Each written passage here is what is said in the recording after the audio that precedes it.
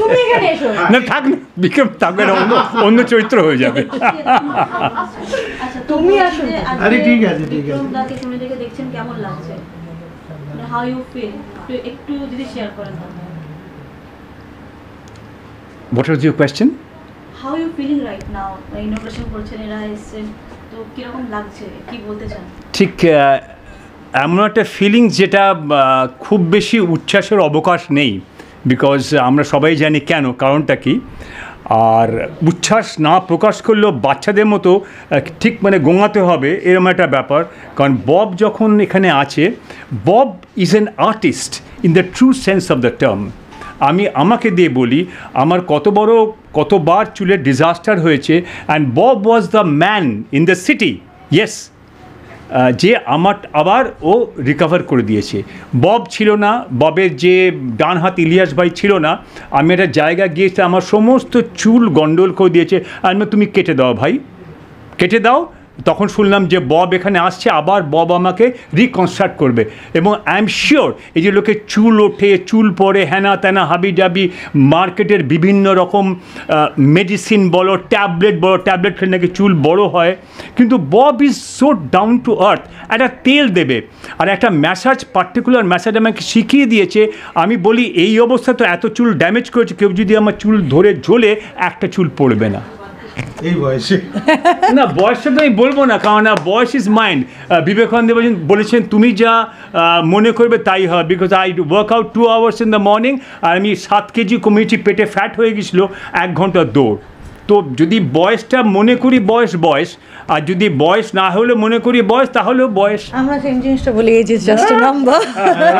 তুমি একটু বলে দাও, তোমার দাদার নিচে অলরেডি একটু বলে দাও।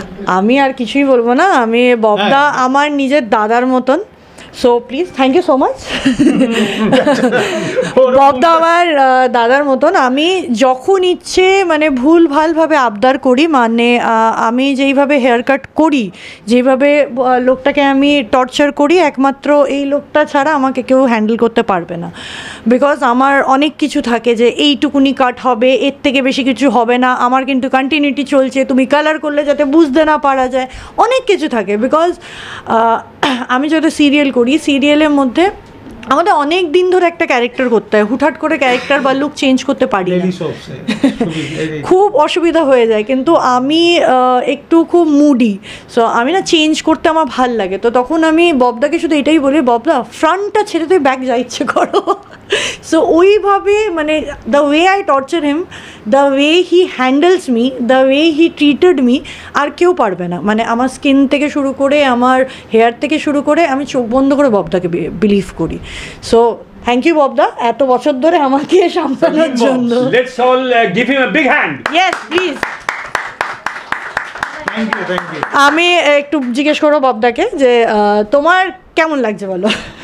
দেখো সত্যি কথা বলতে বিক্রম যে কথাটা বলেছে, শুধু বিক্রম না, পুরো সারা পৃথিবী জুড়ে এখন যেটা নিয়ে চর্চা, ভারতবর্ষ তথা তো সেই জায়গাটার মধ্যে, এর মধ্যে থেকেও রাত জেগে পুরো আমি বা আমার টিম যেভাবে কাজ করেছে, আমরা সবাই মিলে যে এই প্রজেক্টটাকে দাঁড় করাবার জন্য, কারণ সেইটা আমাদের কাছে অনেক বড় পাওনা। সবচেয়ে বড় কথা ছিল, আমার একটা দুঃখের জায়গা ছিল যে আমি কলকাতার শ্যামবাজার থেকে একদম ছোট্ট একটা জায়গা থেকে অনেক বড়োভাবে উঠে আসা সাউথ কলকাতায়, সেই জায়গা থেকে 19 বছরের সফর আবার নতুনভাবে শুরু করে আবার সল্টলেকের কাছাকাছি ফেরত আসা, কারণ যাতে আমার মাস যেটা আমি ওখান থেকে, যেটা আমার ধরে নাও এয়ারপোর্ট, তোমার শ্যামবাজার, এইদিকে নর্থ সাইডের যেগুলো যারা রয়েছেন তাদের কাছে রিচ করবার ছিল।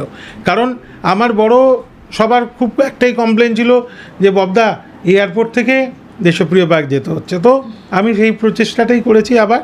তো আমার যে টিম আছে, টিম বব, তো এক্স্যাক্টলি আমার টিম ববস, ইভিন কি আমার পুরনো শ্যামবাজারের যে টিম ছিল, মানে আজ থেকে আমার প্রায় 20 বছর আগেকার টিম, সেই টিমকে আমি আবার ব্যাক করিয়ে এনেছি। হ্যাঁ, যাতে তাদের একটা হিউজ ক্লায়েন্ট বেস, হিউজ ক্লায়েন্টেল, ওরাও বলছিল যে তোমরা স্যারের কাছে জয়েন করো, স্যারের কাছে কবে, মানে আমার নাম করে বলছিল। তো আলটিমেট আমরা সবাই আবার পুরনো টিম একসাথে করে আবার নতুনভাবে লড়াই শুরু করব।